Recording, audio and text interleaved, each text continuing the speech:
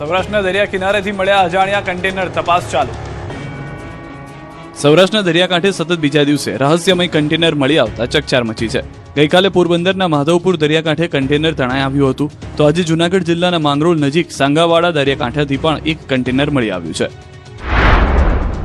પોરબંદરના પ્રખ્યાત માધવપુર દરિયાકાંઠે દરિયાના મોજા સાથે એક ટેન્કર પ્રકારનું કન્ટેનર તણાઈને કિનારે પહોંચ્યું હતું. દરિયાકાંઠે વિશાળ કન્ટેનર જોવા મળતા સ્થાનિક લોકોના ટોળેટોળા ઉમટી પડ્યા હતા. ઘટનાની જાણ થતાં માધવપુર પોલીસ અને કસ્ટમ વિભાગની ટીમ તાત્કાલિક સ્થળ પર પહોંચી હતી અને તપાસ શરૂ કરી હતી.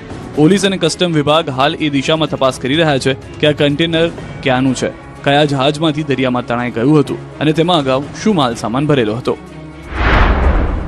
બીજી તરફ આજે જૂનાગઢ જિલ્લાના માંગરોળ તાલુકાના સાંગાવાડ દરિયાકાંઠાથી પણ વધુ એક કન્ટેનર મળી આવતા ચકચાર મચી છે. સ્થાનિકોએ પોલીસને જાણ કરતા ટીમ ઘટના સ્થળે પહોંચી હતી. પ્રાથમિક તપાસમાં કન્ટેનર ખાલી હોવાનું સામે આવ્યું છે. તેમ છતાં તે દરિયામાંથી અહીં સુધી કેવી રીતે પહોંચ્યું તે અંગે પોલીસે તપાસ શરૂ કરી છે. સતત બીજા દિવસે દરિયાકાંઠે કન્ટેનર મળી આવતા સુરક્ષા એજન્સીઓ સમગ્ર ઘટનાને ગંભીરતાથી લઈ રહી છે.